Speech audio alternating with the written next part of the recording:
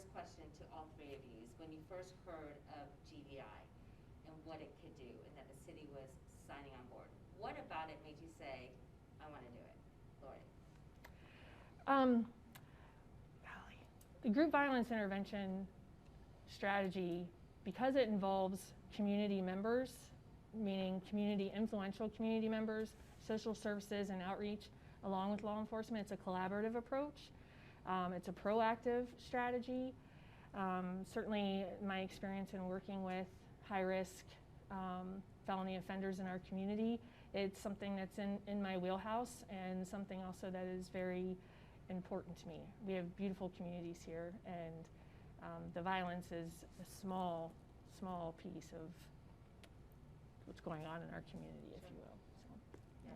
Okay, and what about you, Sean? You said you've known about GVI before all of Columbus knew about it. Yes, I was flown out there, went and met with them, David Kennedy and the team. We had conversations on what the city needs, what it looks like, the landscape. And I was pretty much doing something similar before I was flown out there. So I was intrigued with knowing that the college is interested in changing and fixing issues. But that was 4 years ago. Who flew you out? GVI people or the city flew you No, out? GVI. And they flew you out because they wanted you to talk to their people, right? Right. They wanted your knowledge. Yes. They wanted my knowledge and my insight on what the community's needing and lacking. So when you heard of GVI, you went to New York, you saw and you witnessed kind of how they operate. Back then versus now, like, was there a part that said to you, wow, this could work in Columbus? Oh, most definitely. I knew this could work. And then Why? Deputy Safety Director George Speaks talked to me about being a part of this because he was looking at putting this together. Okay, we're going to have you elaborate in just a second, but I want to get you, Tom. You know, being with the department, I was a police officer for 29 and a half years, and I hit my retirement date, and I still felt like there was more I could do for the city. You know, I still wanted to serve the city, and when you look at the numbers and who was being impacted by the violence, I felt obligated to try to do something to fix it, you know, and have an impact. So I felt I had to do something. I just couldn't walk away from policing and go off into the sunset and do nothing when people were getting hurt and killed, and, you know, I wanted to have an impact. So this was an opportunity for me to still work, you know, with the city. You retired from the police force, but not your passion. Correct. Yeah. Correct. I still have a passion, and that's what drives me every morning to get up and come in here and try to make things better. You know, Chief Jackson, way back, if I go back, so he used to say service is the rent we pay for our time here on earth. And Muhammad Ali said that in different versions. So, I mean, it's about service and duty to mankind. So GVI touts itself as a partnership, as you all talked about, with the community members, with law enforcement, with social service providers. So I look at all three of you, and you kind of are that trifecta, Yes. fitting every 3 points. What's going to be your first move? I had to say developing our partnership for our social services part. Would you agree, Laura? yeah, definitely. When you ask what's going to be our first move, I think really the first move is this connection. We have to build our team and our resources together, and knowing the resources and the networking that all three of us in the areas that we come from draw on those experiences and that expertise. And then certainly to Tom's point, you know, getting to the social service agencies in Columbus, one of the things that I will say is that Columbus is resource rich, and we have a lot of services that provide behavioral health needs. And these individuals that are part of groups that are driving the violence, yes, they do need some of those resources. Although, what we really need to target initially is what we call the big, small stuff. And those are the things that the individuals need right now that we could redirect them away from committing the violence. And that could be temporary housing relocation. It could be assisting with funeral expenses, Medicaid enrollment, a variety of different, again, the big, small stuff. And so we need to link up with various community members and sources that can assist us with that. You talk about Columbus being rich in resources. Some people might say we have too many resources, that too much is being allocated out, that not enough is being focused and centralized. Is that what GVI is hoping to do, is kind of maybe weed out the ones that aren't as effective? Yeah, I think it's important that when we interact and refer individuals to programming or services, there needs to be services that those individuals respect and can connect with. There are, to your point, there are a number of agencies in Columbus that have that receive resources, but in the communities they may not be seen as effective. And we need to vet and do our due diligence to ensure that who we're linking them up with are resources that they will respect and connect with. So Lori, in your bio, it talked about how you developed proven risk reduction strategies when it comes to dealing with adults in the courts. Give me an example, like what was a proven risk reduction strategy? So in probation community supervision, it's important that you do a risk assessment to determine one's level of risk to reoffend, and then also identifying those need areas that contribute to that risk to reoffend. And so once you've identified those needs, then you're developing case plans and working with the individual on setting goals, setting objectives, and steps to achieve those. And so it's a personalized approach to community supervision. It's also important to use evidence-based practices, risk reduction strategies, cognitive behavioral interventions. You're not treating all of the individuals under supervision the same way. It's a personalized approach. How does this translate then to the youth? Because obviously with kids you have so many different challenges and factors. Ask me that another way, I'm not following. So if you were to apply the same risk reduction strategies, right? Because they talk about, the partnership with the court systems and things like that, and trying to reduce the risk for these kids to reoffend. How does some of the strategies you use with adults, can it be applied that easily to kids?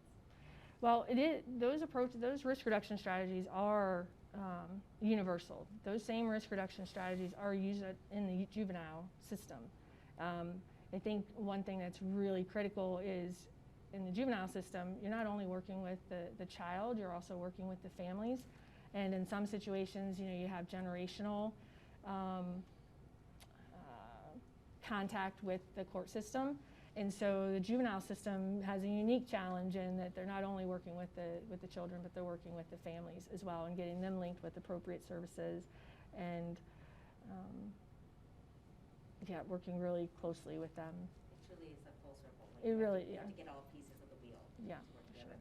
Sure. Sean, so you said you felt like GVI, when you first came upon it 4 years ago, could definitely work in Columbus. Most definitely. Why is that? Because it's targeting the people that need the attention, and the numbers don't lie. But isn't that what we've done before? But we didn't do it with this type of system.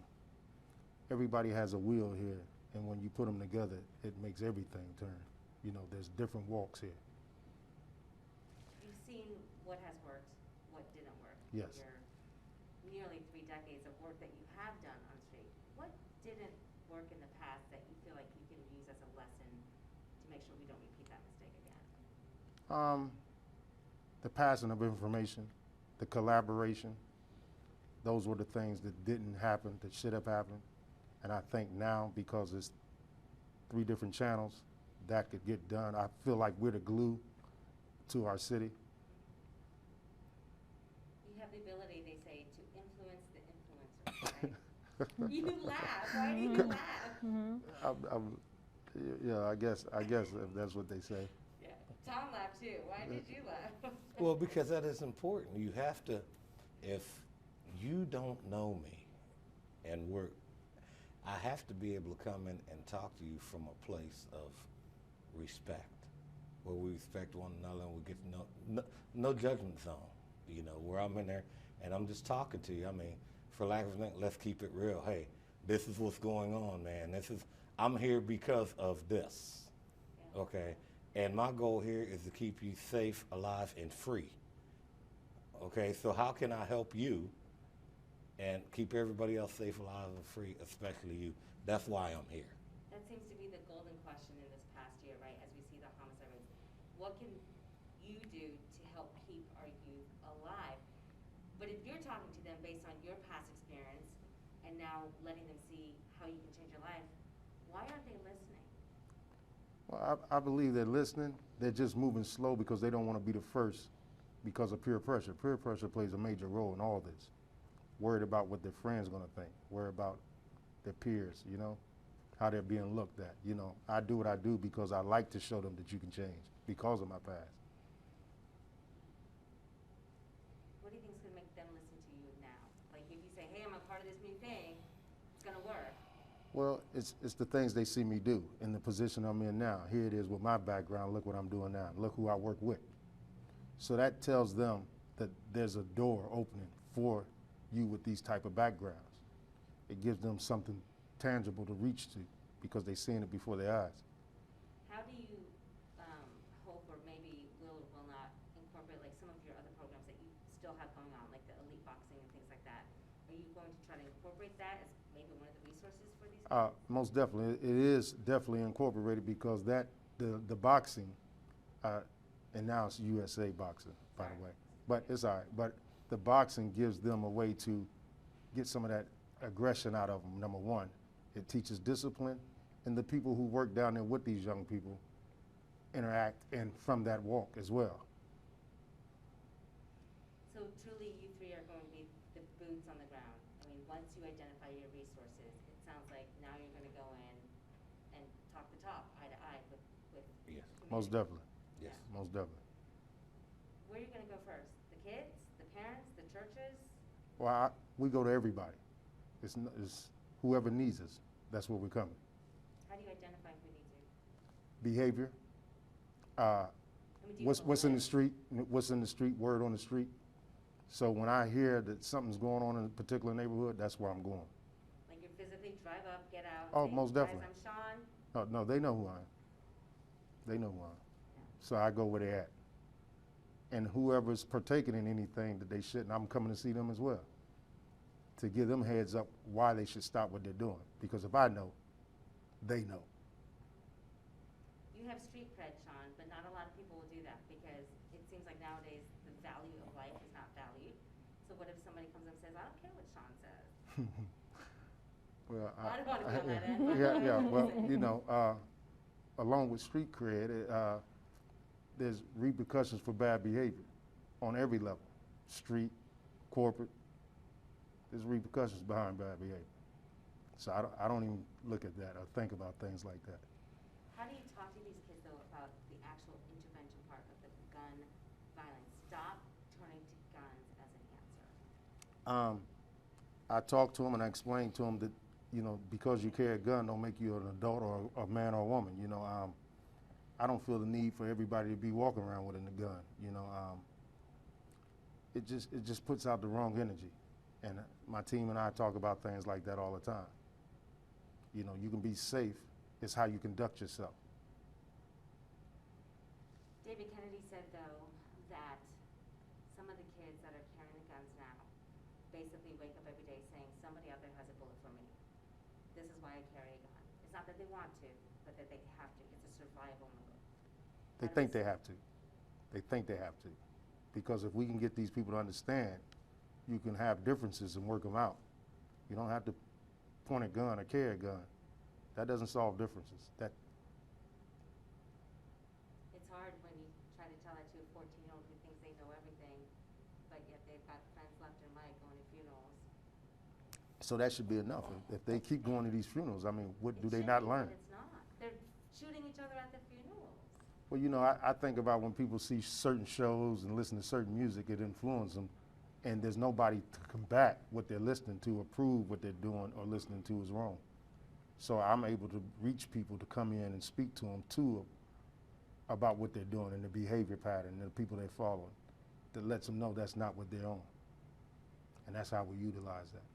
I like that. I feel like y'all need capes.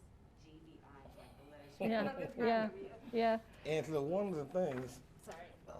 that we would want to look at too, and Lori, back me up on this or correct me. And when we look at the numbers of who the shooters are as a whole and the number of the victims, and it's a very small number, less than 1%, less than half of 1%. But what I was going to say, when you say kids, the number or target range is between 18 and 28. Every day when we get in, Lori and I, we look at the releases and we look at who is being victimized.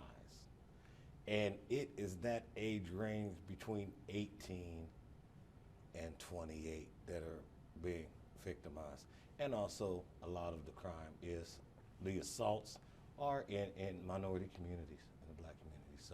So we are looking at that, and we are coming up with strategies that, David Kennedy and the National Network for Safe Communities have come up with that will work best. And we're trying to implement that. So like Sean was saying, there's different parts, and the last part, which is a very small part but important, there has to be consequences after we go and we asked and we try to help you, and we want to do everything we can, and hopefully you will take that and say, hey, you know what, I've had enough of this, I'm ready to turn things around. So do you have anything Yeah, to say? I just wanted to piggyback on something that Sean said, and you had asked him, these kids aren't responding. How do you ensure that the kids are responding to the information that you're giving to them? The unique part of GVI, again, is the collaboration, right? So, Sean is the influencer. He's the one who is able to talk with individuals in the community.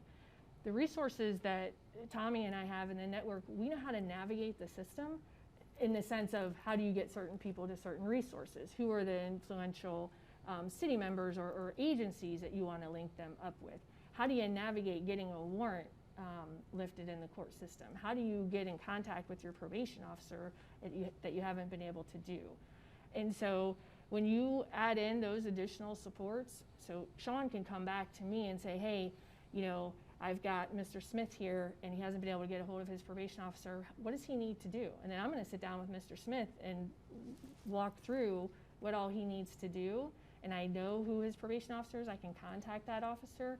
And I can follow up with that officer relating to any of the needs that Mr. Smith may have. And that's part of that collaboration piece. I think the other piece that's really important is we can't arrest our way out of this violence. We just cannot arrest our way out of it. It's not. Gun violence is an epidemic. It is a public health concern, and anytime you have a public health concern, you bring together a variety of sources to target that concern. And that's how we continue that messaging or that communication that Sean's having out there in the community. And the community, also wants to be a part of this process. What you're doing is taking away those obstacles and the barriers that's helping people move forward. Correct. Because when they can't, they might go backwards and revert back to what they know. Right. Yeah, and also giving them information. I mean, a lot of these individuals have no idea what the criminal justice consequences are of carrying a weapon, or even having, a spent casing in their pocket if they have a previous CCW charge. I mean, it's important that information get out there in the communities. And I think over time, and that continued sustainability commitment towards violence intervention, that's where you start to see some results. You have to have sustainable efforts. One of the greater things about our group is that we're proactive, not reactive. And I don't see a lot of programs that's proactive in our city or any other city. And because of the backgrounds of these two individuals, the information that they do have, they're able to give young people and adults that help them to avoid landmines that's planted for them. And they're looking, when I'm working with them now, these two, this is no longer a law enforcement act. This is no longer a PO. They know the walks that they're gonna go through. The young people most people don't get to meet neither one of these until they're in trouble. Now they have a chance to meet them and talk to them and get some direction from them to avoid that trouble. And that's rare. These people are out here in the community with me, telling people, These are going to be your obstacles. What are you going to do different to avoid them? And that's what our city needs, and that's what our community should have been had. People directing them, walking them through to avoid situations. So this is the turning point. This is. Yeah. Angela, you have a question I could say you're going to ask, but you said something that I want to clarify. You said something about the word list. There will be no list kept and that type of thing. The way that we draw our people who we reach out to is based upon their behavior, not from a list. You tracking me? If that makes so when I said, yeah, I wanted to make sure. Yeah, You I know what think I'm saying? that list, like when you said you'll identify people in a certain neighborhood or something that needed help, like then do you create like, okay, so this is a neighborhood and list like that neighborhood, not by like people. Yeah, okay, yeah. I just wanted to clarify that because we're not doing that. We are not. We're not getting into stereotyping. Yeah. Yeah. I just wanted to, Yeah. you know, because you But I said will I got say- nervous. I said, no, we're not. That's not part of our strategy. Okay. Right. All right. As it relates, though, as to who we want to reach out and who we're going to work with, then the unique part of this partnership as well is we're going to have a licensed clinical counselor on staff with us. So when we are out in the community, that licensed clinical counselor will be going with us as we're meeting these individuals. And so if at that moment, you know, that individual, maybe the group member doesn't want our services, right? He doesn't care, but his mom is there, his sister is there, his girlfriend, her partner, whatever, and they can take advantage of those resources. Maybe we won't work with the group member, but we definitely will work with the partner, the children, whatever. And so again, which is another way to navigate, to demonstrate that we are committed to assisting them. And again, yeah. Two things that you added, Lori, and I appreciate, and I think about, we're bringing services to them versus them trying to look for services. Yeah. And a lot of people don't know what they need, and we're able to direct them what they need, and that's what's going to make us successful. I like that. I'm going to have one final question for all three of you, but before we get to that, Tommy, I want to talk to you about the policing aspect. Yes. Certainly I don't want to talk about police reform, and that's a whole nother day, right? Yeah. But given your,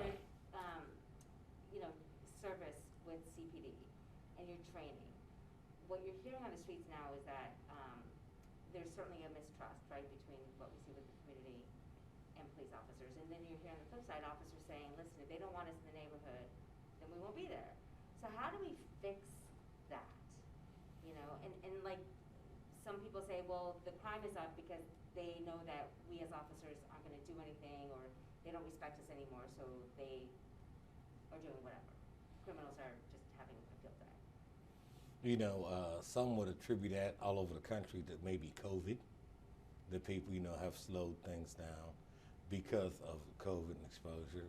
But, I think, and I believe in my heart, the city of Columbus, with our officers and the training they receive, and we look at the tenets of procedural justice, having trust, giving people, a voice, letting them be heard. I think we can build that up and make that better.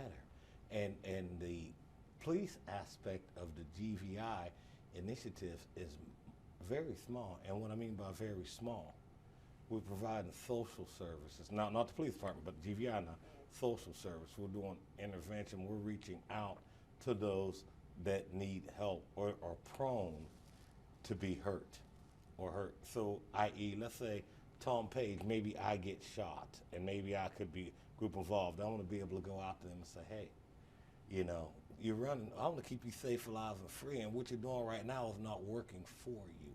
And I want to be able to go knock on that door myself and another officer possibly, or outreach person, and we're going to talk to them. We want to offer them something. And they'll say, hey, we have social workers here. What do you need?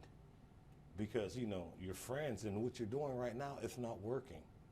But we know that, hey, you've done some things too, and now you know that we know.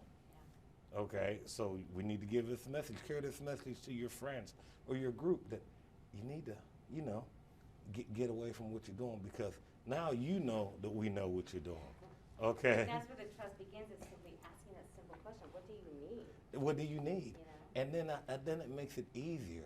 And in law enforcement, although a small part is a vital part, because now I've said we've offered you everything that we could possibly give you to have you stay safe, alive, and free.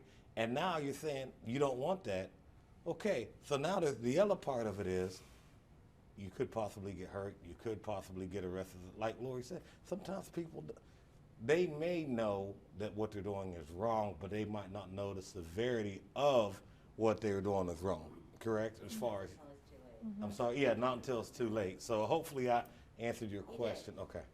You also kind of led into my final question, which was, a lot of people want to say, what's the reason, right? Every time the mayor has a press conference, everyone's like, why is the crime spiking? Why is the homicide rate at a record? And in 2017, when we hit the record year of homicides, I think a lot of people talked about the drugs and the fentanyl as kind of the foundation of why those numbers spiked. This year, people are blaming COVID. So I'll ask all three of you, do you think COVID has that much of a factor on what's happening, or is there really something else? Not being read up real well on the effects of COVID, but I know that it has stressed people out. Okay, tongue in cheek, you hear about people saying, "Oh, I'll put on my COVID weight because I'm stuck in the house."